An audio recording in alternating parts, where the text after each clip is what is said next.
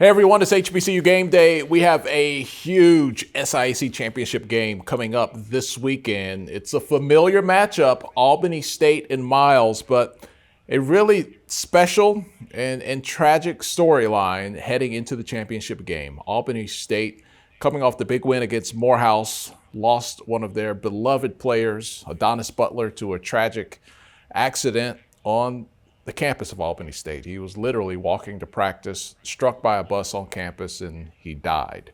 But over the weekend, Albany State played in the Fountain City Classic against Fort Valley State, their rival on the field, and they did something that was so incredible. And we're going to bring in Vaughn Wilson to give us more insight on this. Vaughn, it was a lot of emotions in the air, but Albany State over the weekend managed to put up 57 points on the scoreboard, matching the jersey number of Adonis Butler, their teammate that they tragically lost just 6 days prior. Where do we even begin with that? That is so special and almost impossible to do, Vaughn. It really is almost impossible to do, no matter what. When you have two teams on the same division level, you just don't expect one team to be that much greater than the other team. But to actually stop right on 57, that's when you say, hey, this must be some divine intervention, because that just does not happen. It was intentional at some point as the game progressed. Coach Gardenia and his staff decided, we're close, let's make it happen.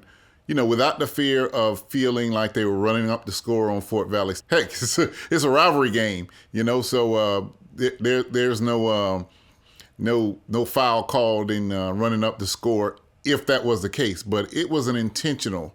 It was not running up the score. It was reaching a score is what I would say Albany State did. Okay, let's go to some of the images that you were able to capture. You were there this weekend. You do a lot of work with Albany State. Everybody knows your heart is with FAMU, but your second family now in South Georgia is Albany State. Let's check out everything from this weekend that transpired as they were able to honor their teammate with 57 points. It's tough to decide if the 31st annual Fountain City Classic was a football game or a movie. The week started as a tragedy and ended as a drama. On Monday, November 2nd, it was as if the world had stopped rotating on the campus of Albany State University. Word quickly spread of a fatal accident on campus. When the dust settled, Albany State football player Adonis Butler, who wore number 57 with the Golden Rams, was deceased following a bus accident on campus. Butler was on his way to football practice. A cloud hung over the campus and the city. A week that was normally rivalry week, and the annual Fountain City Classic took a back seat as the university tried to deal with the unthinkable. Coach Gabe Gardenia and his staff had to deal with the balance of grieving and consoling the players and preparing for their arch rival, Fort Valley State. And couldn't be proud of the coaches, the way they held everybody together this week, and just super proud of the staff, and really excited for Albany State. The players and staff decided to honor their fallen comrade with a victory against the Wildcats and dedicated the game to his memory. Long live AD, that's my brother. The Fountain City Classic is known for some of the best tailgating in all the country, and this year would be no different. While the grills were smoking in the parking lot, Fort Valley State head coach Maurice Flowers was preparing his team in Bracing for a battle with the SIAC Eastern Division champions. Fort Valley State band and cheerleaders joined in the festivities. On the other sideline, there was but one focus, and from the opening kick, it was apparent that ASU would dominate in memory of their fallen teammate number 57. Hollywood actor Chris Tucker performed the pregame coin toss, and even he knew that it was going to be ASU's day.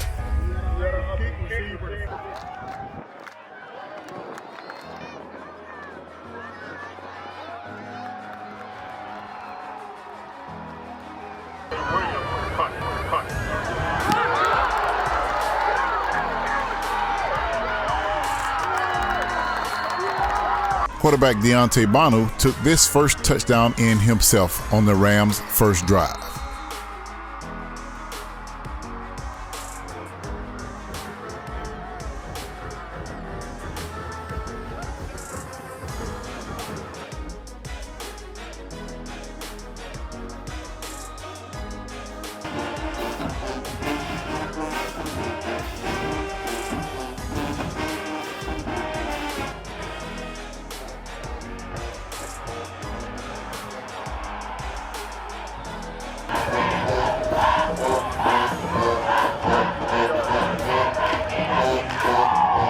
As the game went on, the defense became stronger, holding Fort Valley State to just 148 yards of total offense.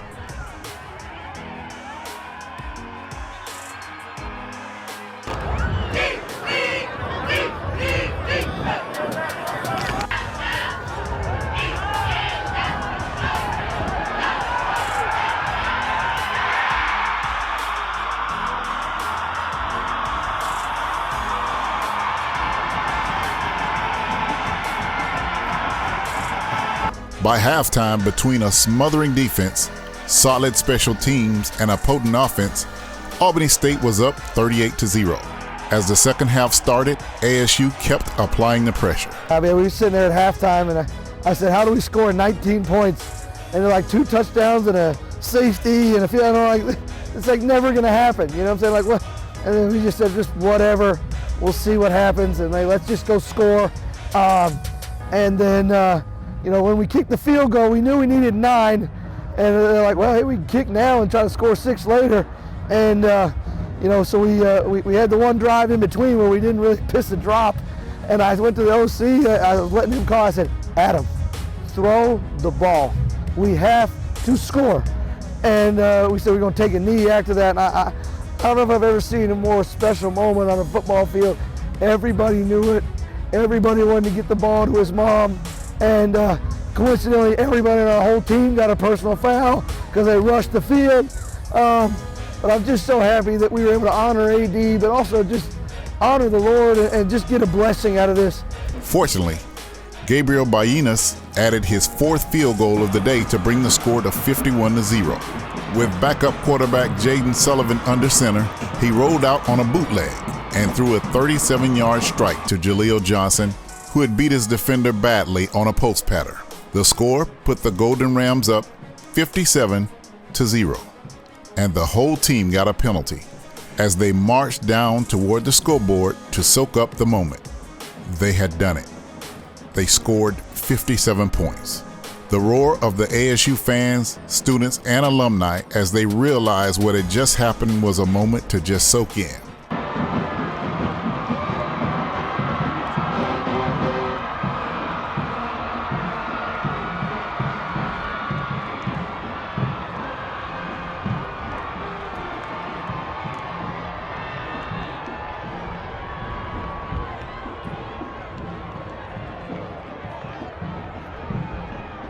Gardenia called for a kneel down of the extra point as not to disturb the perfect score.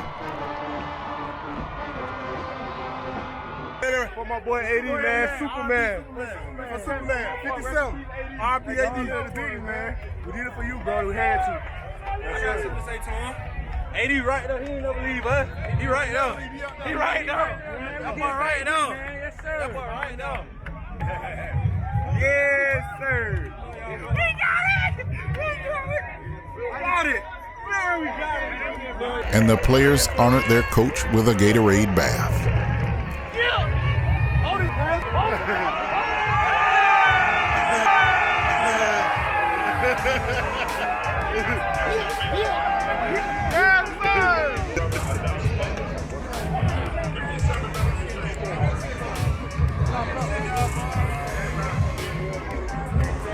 Making the ceremony more special was Adonis Butler's parents, his mom wearing his actual game jersey. The team dedicated the game ball to the family, and they participated in the post-game trophy presentation with the team. Steven Spielberg could not have written a script this well. Denzel Washington could not have played the role better, because it was real life. And on this day, the stars were in alignment for the Albany State University family. It was not just a win. It was not just a win in the Fountain City Classic. It was a perfect score, 57-0.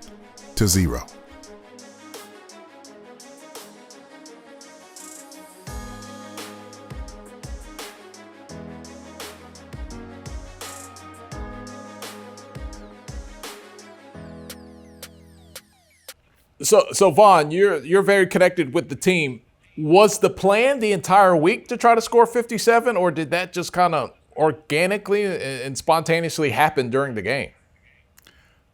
If you ask me, I would say that these players and coaches got together and decided that's how they were going to honor Adonis. I've been around Albany State football team for several games this year. And pregame, they're normally hyped up and energetic and doing whatever they can to energize each other. This game was a little more focused. It was completely different. It was a lot less of the rah-rah going on and a lot more focus.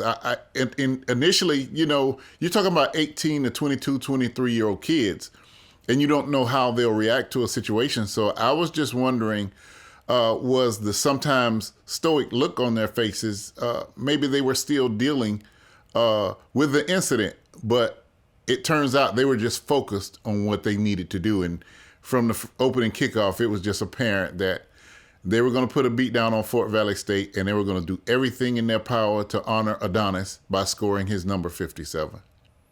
And to add, still a sad, backdrop to it, but the way they honored him was special, and to do it in front of Adonis's parents, who are there at the game, right? Yes, his mother had on his jersey. You talk about a feeling of a warm feeling coming across you. You wonder how the parents would react, and to see her there celebrating because she knew that this team was showing their love this was their way of showing their love for Adonis. And I really think that helped her to heal, to see that this group of people at this university, from the band to President Frederick, the whole university embraced honoring Adonis. And Vaughn, this really sets up an incredible SIAC championship game. You talk about storylines heading into a matchup that we've seen the last two full seasons that we have played. Of course, we missed the 2020 season, but Albany State, Miles, they are no strangers to one another. Miles has played under, somewhat similar circumstances. A few years ago, Coach Ruffin lost his wife. She passed away. They had an assistant coach who passed away. So both teams are familiar with bringing that emotion and being able to channel it into a game. Again, I won't ask you for a prediction, but I would imagine it would almost kind of asking a lot of these players, Vaughn, to build back up, to carry that emotion again, and to do that in back-to-back weeks. I'm not saying that they won't be successful, but that could be challenging for young people to do that. I don't think so. Under normal circumstances, I would say yes. But the energy that was still permeating around this team after the game, it's almost like they could have played another game after that one ended. It really was that high. They literally had to walk around the field and kind of decompress themselves for what they built up. And I heard immediately after the game, we got to do it again next week. So they are definitely looking towards avenging that 2018 and 2019. That 2019 is still bitter in their mouths because they didn't get a chance in 2020 to avenge it. So they've been waiting on this game for 2 years. Of course, they played Miles earlier this year and defeated them, but this is championship time. Miles is playing much better. The Golden Rams are going to have to bring their A game to bring home the 2021 SIAC championship. And Vaughn, in times like these, you really have to have the right coach. And Coach G he's really that father figure, that protective, warrior for his players. You never wish this upon anybody, but Coach G is that type of guy that can be there and support his players in the way that you would want during tough times like this, right? Listen, those players love playing for Coach G, and Coach G loves coaching those players. It is like the perfect marriage in college football. When you see teams and coaches that are that close, he's hard on them, and that's what you expect. But that's how you get the excellence out of them. But what Coach G has done to maximize each player on that team, you see players still emerging. Number 26, and excuse me if his name escapes me, scored a long touchdown, and he's the third string running back behind Marquise Fuchs and And Cam Ward, the third-string running back, came in and scored a long touchdown. He's still developing players in depth at this juncture in the season. So I think it sets up well that the team doesn't have any major injuries to be concerned about. They love playing for that coach. It's going to be a special one. You're going to be there. I have plans on being there, so we will meet in Fairfield, Alabama this weekend. It's going to be the third time. Will it be the charm for Albany State taking on Miles in the SIAC championship once again? Our coverage of the SIAC continues. Stay with us.